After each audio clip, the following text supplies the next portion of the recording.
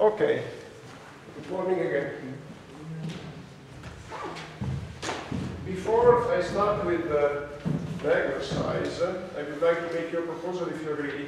I would like to take 10 minutes of your attention to make a further step forward in the theory, because yesterday I stopped when I introduced the probability distribution function, and I think that understanding what a probability distribution function is, it's the only delicate step of this treatment that I would like to propose you of probability theory. And therefore I thought that it may be better if I just took 10 minutes and to deliver to you this introduction, this explanation, and then you have time over the whole week to think at it, and we can start on Thursday from this step forward, and we can discuss if you have some doubts. Do you agree? Just 10 minutes, okay? Basically, you remember that we are studying these few concepts of probability because we identified that we need this piece of theory. And basically, what I said yesterday, in a very, let's say, introductory way, is that we can assimilate probability to the frequency of occurrence of an event of a random variable. Because I said that probability can be defined in several different ways.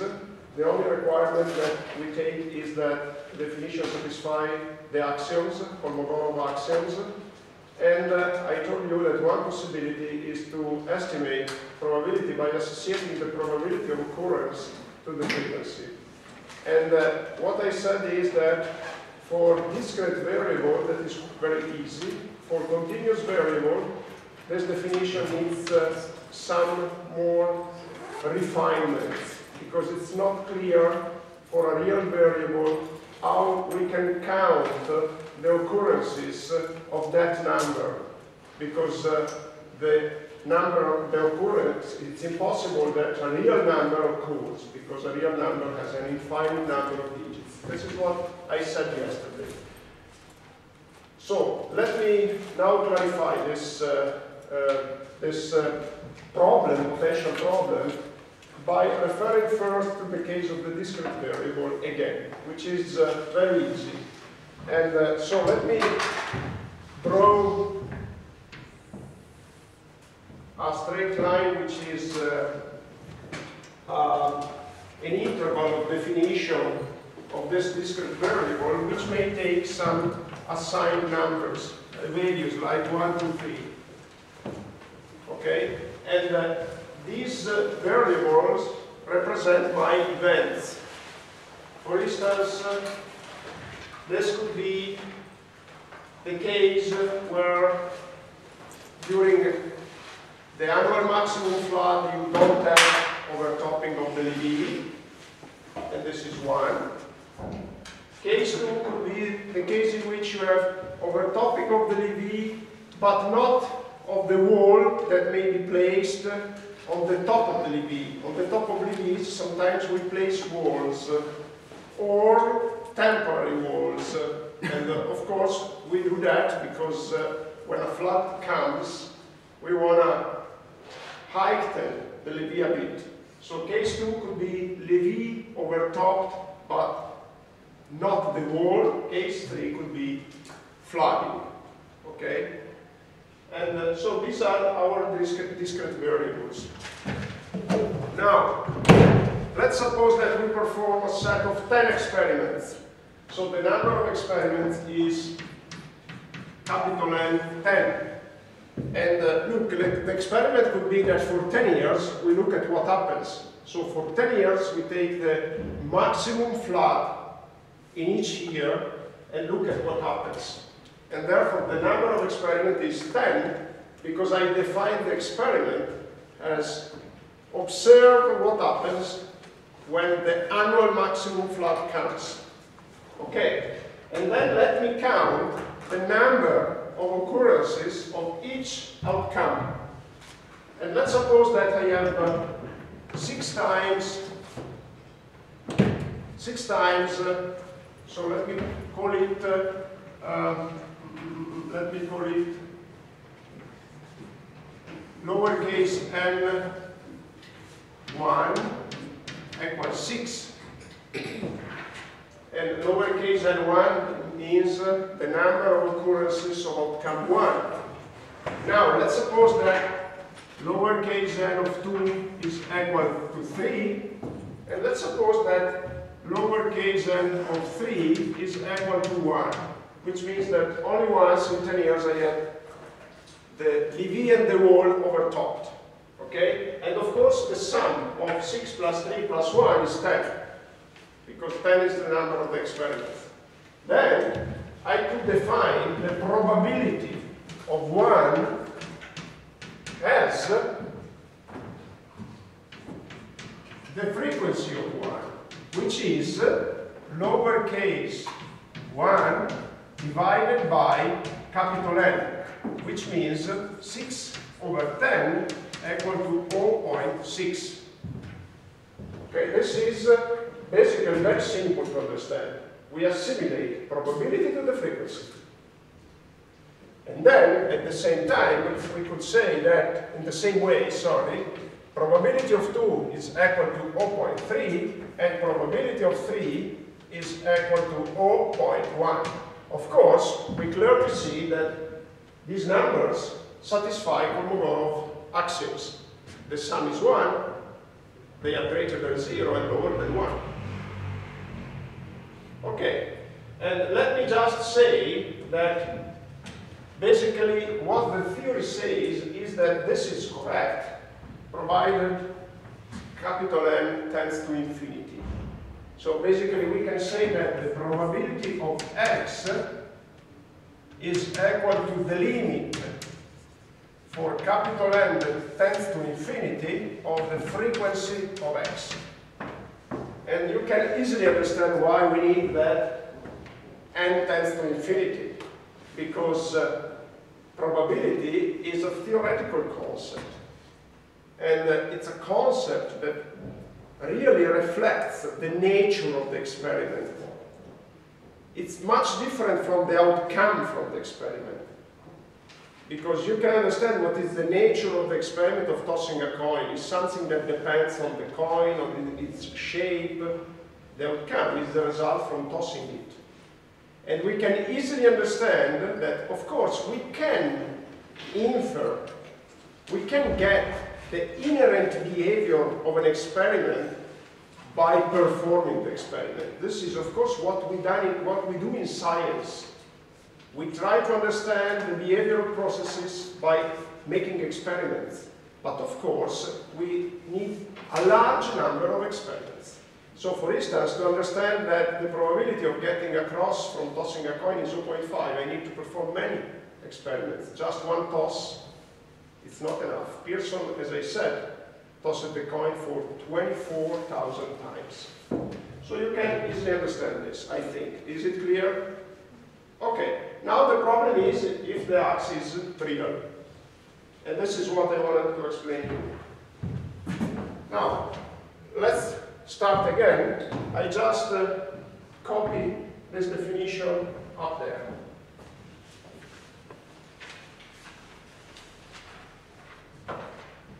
It's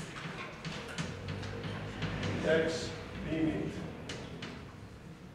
for n tending to infinity of fx.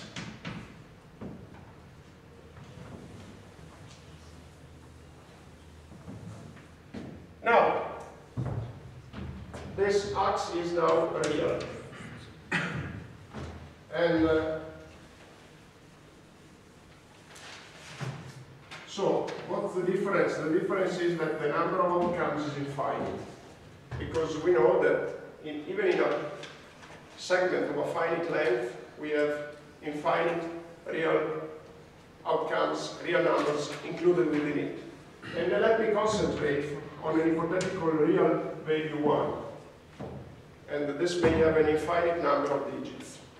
Now we have to adapt this definition. And it's a bit of a problem because, as I said, if I use this definition, I get that the probability of each real number is 0. And so what's a possible solution? I told you yesterday a possible solution is to discretize the segment, which is the interval of definition of the random variable. The segment is the interval of definition of the random variable. It could be from minus infinity to plus infinity, or it could be a finite length segment. And one possible solution is to discretize it.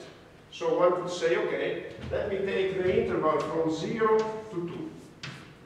And then I perform my experiment and I count the number of occurrences from 0 to 2. And then, if the number of experiment is capital N, I can again use that definition.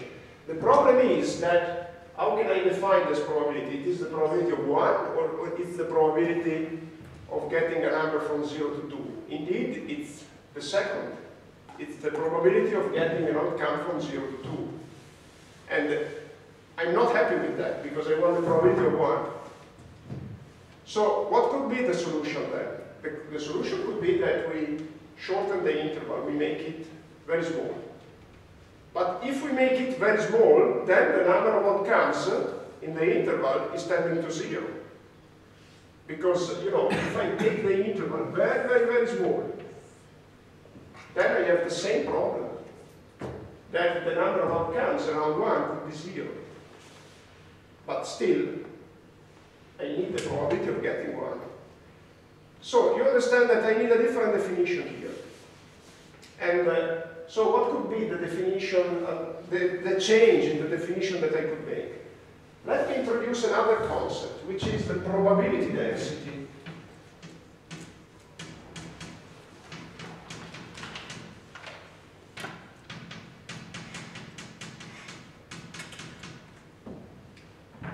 Given that I cannot define the probability for a real number equal to 1, let me take this second definition. The probability density is usually defined with the symbol lowercase p. And lowercase p of 1 could be defined in this way. Let me take a very small interval around 1, as I said, very small. So let me count the number of occurrences n, lowercase n, between 1 minus delta x and 1 plus delta x. So I take the number of occurrences around the interval, in that interval, which is very small, and I divide it by the length of the interval, 2 delta x,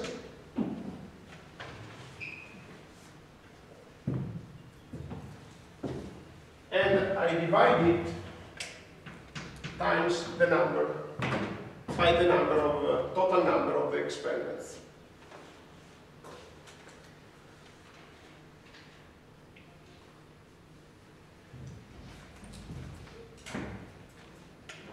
So basically, if I make delta x tending to 0, what I obtain is that the numerator becomes smaller and smaller, because, of course, the number of outcomes falling in the interval becomes smaller, but also the denominator becomes smaller and smaller. And therefore, this ratio tends to the actual value of the probability density. So basically, what I can say is that the probability density Px is equal to the limit for delta x tending to 0 of, delta x I need, no, yes, it's fine, of delta x tending to 0 of the number of occurrences in x minus delta x and x plus delta x divided by 2 delta x and the number of experiments, total number.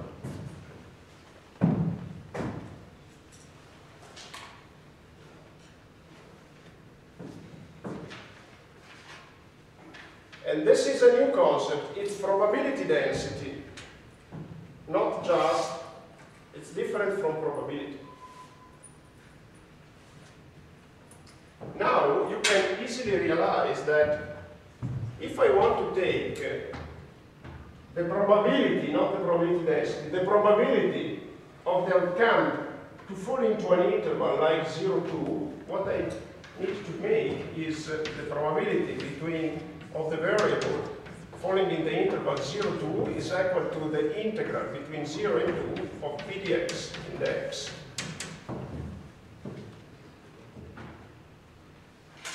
So basically the probability is the integral of the probability density. The probability over an interval is the integral of the probability density over that interval.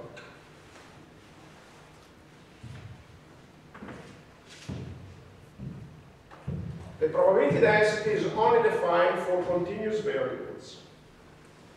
And, you know, for continuous variables, specifying the probability density is equivalent to specifying the probability. One is the integral of the other.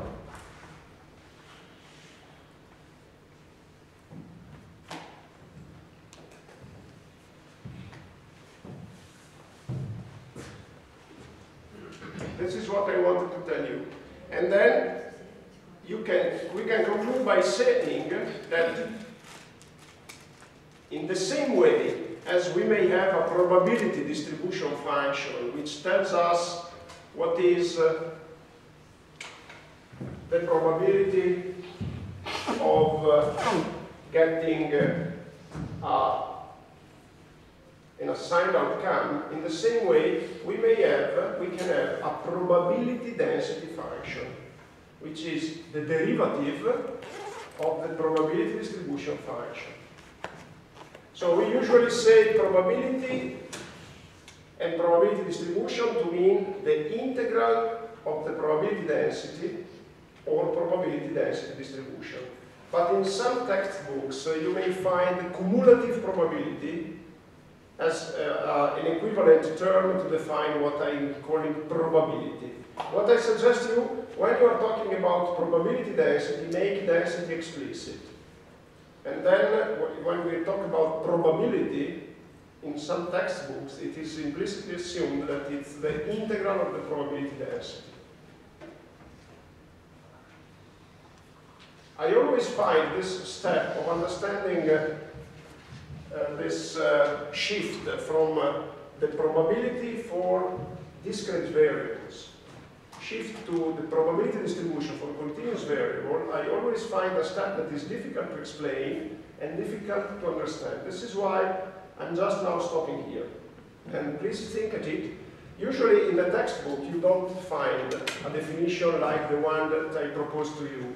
You find a definition just like for continuous variable we define the probability density, and the integral of the probability density is the probability distribution. That's it. They don't explain usually to you why you need to introduce the probability density for continuous variables. And I hope that this explanation is clear. I'm not sure it is clear, so if it's not clear, the first question that I will ask you on Thursday is, did you understand what is the definition of probability density? Yeah?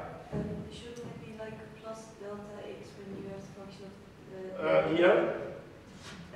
Because I understand that, you know, the symbols, this is not fully clear. Where? The other one, like right above, you say x minus delta x minus x minus delta x. Yeah, because this is actually something like that.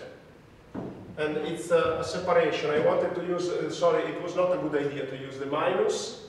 What I wanted to put here, this is minus. Yeah. But this is a separation in the interval. What symbol would you use? X plus delta x. Yeah, correct. Yeah, that's better. Yeah. And let me put the separation sign in this way, okay? Because it's not really, the minus is not a good idea.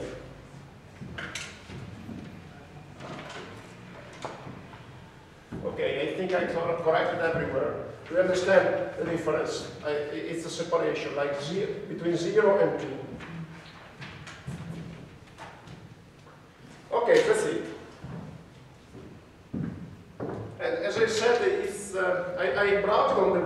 to see if I could find a definition similar or an introduction similar to the one that I gave to you today, but I couldn't find it. If you find it, just let me know, okay? Usually, even on Wikipedia, you find a definition in terms of derivative.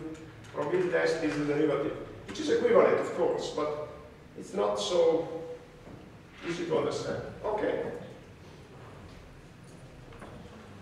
And I will try to write it down in my notes, because it's not there. So, not I will try, I will do that. So in my notes, which just now stop at about this, just before introducing the probability distribution and probability density, I will try to write it down. Okay, now let me move towards the exercise. First of all, I would like to make a pool. Who is using Mac here?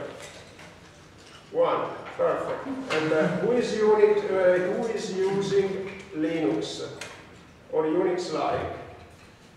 None? Who is using Windows? Everybody. Okay, perfect. This is perfect. And once again, I want to tell you a story. A couple of weeks ago, we organized in the department the event DICAMWorks. I'm not sure if you are aware of it. It was a meeting between the students and some companies and also the university. The idea was for the university, the department, to show the research activity that we carry out, for the industry to show their research activity, and between the industry and the students to speak in order to clarify possible working opportunities or opportunities for internship, etc. And one of the representatives of the companies said, we are looking, because we asked them to explain to the students what they are looking for. And basically, at the end of their speech, they said, we are looking for this type of background or this type of behavior. One of them, for instance, said, we need people making things happen. And which is, you know, it's a very fashionable, it's a very popular saying, but indeed I was impressed because it's clear, it's true. I think that we need also in the university people who are able to make things happen. But anyway, another one said, we are looking for people who are expert in using open software, because basically he said, we have two alternatives, using the commercial software or using the open software. And basically, he said the commercial software is a bit less flexible, but above all, it's very expensive. Because, you know, the commercial software for a company is indeed very expensive. They may spend tens of thousands of euros to buy a software. On the other hand, he said the open software is free, but it is for us expensive, because we need to prepare people to use it. And basically he said the only way to overcome this problem is when we hire new people, to take people who are capable of using the open software, so we don't have to spend money in training them. And I was impressed in the same way, because this clearly says, you know, that this is something that is worth learning.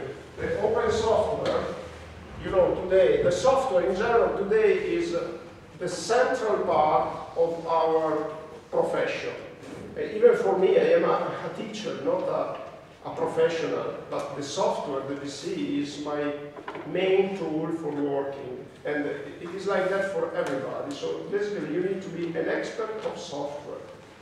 And the open software will become more and more important in the future, because it facilitates cooperation, and above all, it's accessible for everybody. So in a vision pointed towards, projected towards a global world, which means connection, which means making opportunities available for everybody, for sure the open software is the future. And there are really a few people that are capable of using it. So I just want to stress once again the concept that I introduced yesterday. To be able to use the open software means to be able to use an open operating system in the PC. And the open operating system now it means Linux or Android, which is similar. And basically, what I suggest you, if you find around some basic courses of open software and Linux, take the opportunity, because I'm really sure of what I'm saying. It will be an essential piece of your CV. And let me just introduce now what is the operating system. The operating system is a kind of interpreter between us and the computer. It's a software, but it's not usually called software, because we call software something that delivers results.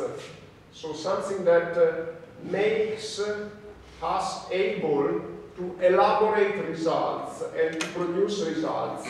So basically we call software Word because it allows us to produce a document. We call software Excel because it allows us to make computations and produce graphs. And we don't call software usually the operating system, even if it is a software. And we call it the operating system because it's something that allows us to use the computer. The computer basically speaks a very basic language, which is the binary language. The computer is like made by millions of lamps, which are turned off or turned on. And it's a very simple language. It's just on-off, repeated millions of times. And in order to be able to, in order to make us able to speak with the PC, to interact with the PC, we need a software, because we cannot spend the time to turn on and turn off lamps. We need something that when we press a key on the keyboard is able to translate the press of the key into lamps turned off or turned on. And this is the operating system, basically. And the operating system is, there are basically three most used operating systems: the Mac, the Windows, and Linux. They have different origin. I'm not spending time. In Wikipedia there is everything explained. If you look for Linux in Wikipedia, there is a full explanation of how Linux was born and why it was always free, because it was a vision of the creator. He wanted to make something available for everybody. And at the beginning, it was the competition with Windows was something really not existent, because the Linux was very difficult to use. And now it's becoming easier and easier. Even in the past 6 years, it became easier and easier to install Linux on the PC. I'm sure that on whatever PC that you have on your table now, if you just put the Linux CD, it goes up without any problem. And also using it is not so difficult. And it's very similar to Windows. The only thing is, if you want to make a step further, which Windows doesn't allow you to make, basically Linux gives you full flexibility. You can do whatever you want with the PC once you have a Linux operating system and you can use it. But in order to do that, in order to acquire this capability, Linux requires you a knowledge that is deeper than the knowledge that you need to just use it. I'm sure that for using it like you use Windows, it's really, how to say, without any pain. The only problem that you may find if you use it like you use Windows, the only problem that you may find is that you don't see the advantage. You don't realize it. Indeed, I think you would realize it if you use the old PC. Because, for instance, I tell you, I never changed my PC. When I started using Linux, I was used to change the PC after 2 years, because it became impossible to work on it. And with Linux, I don't change the PC anymore. I have a portable PC that I am using. I have been using it for 7 years, and I still use it like the first year without any problem. And so you don't really realize it. And the only other practical problem is to make it able to run Word and Excel. Because, I think that the open software is great in everything. The only two softwares which I find superior in Microsoft are Word and Excel. Word and Excel, Word is the best word processing software that you can use today, or I would say that there is one which is better, but it's really not user-friendly. So if you consider the fact of being user-friendly as a behavior, a positive behavior, I would say that Word is the best one. And the open software which tried to clone it, it's still inferior. And the same for Excel. The open software that it's cloning Excel is still inferior. And therefore, just 1 second, yeah. Okay, I'm sorry I cannot turn off the phone today. And basically, this is the only problem that you may find. So if you start using Linux, you know, it's possible to run Word and Excel, but it's not so easy. I'm willing to help you if you want to make this step. And still, even if they run under Linux, they run a bit better under Windows. This is the only problem. I tell you, and all the other softwares. And there are several examples of open software that killed the corresponding commercial software. For instance, the software that we start using now, it killed the corresponding commercial one because it is much more performing, and therefore people started to using it. And something similar is happening with MATLAB and Octave. Octave is really competing. Okay, but for now you have Windows and no problem at all. You can keep it. And let's now start. First of all, did somebody experience any problem installing it? No, perfect. Okay, let's turn it on. And first of all,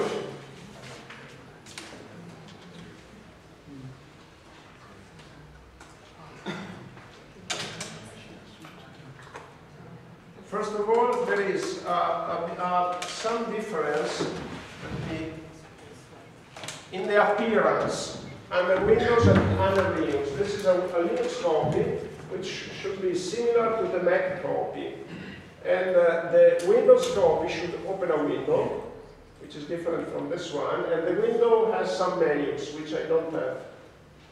And basically, there is no difference in the use of the program in the two operating systems, but the appearance is different. And let me explain why the appearance is different. First of all, Windows tries to make you comfortable and therefore provides menus. The menus, I don't think that they are particularly useful, but of course for some of the operations that we perform, you can use them. And basically, what I do here without the menus is to use instructions instead of the menus. And once that I learned the instructions, I found that the menus were not useful anymore. So let's do that in order to work together. Let's focus on the instructions, and I will explain to you what the instructions are. And let's forget about the menus for now. And of course, you are more than welcome to explore what the menus allows you to do. And I think that in some cases it may be useful, for instance, for saving something. I will tell you how to do that with the instruction. Basically, what I'm doing here, you can do over Windows, just for getting the menus. Because in Windows, you should have command line like this. You should find this sign in the window, which is a command line prompt. Basically, it means that the PC is waiting for you to introduce a command. A command line means the possibility to deliver an input to the PC through a command. And the command usually is an instructions typed on the keyboard. And this is similar to what you do with the menus. But with the menus, you don't type on the keyboard. You click on the menus, there is something already typed, and you click on there. Here, you don't have a default list of commands. You have to learn them, to know them. Of course, you may say that this is less advantageous because you need to learn something while the menus remind you. I may agree, the advantage of the command line is that it is more flexible. You have infinite commands that you can deliver, while the menus present you only the few most popular commands. So the open software very often uses the command line for this reason, because it's more flexible. But also MATLAB uses the command line. Okay, that being said,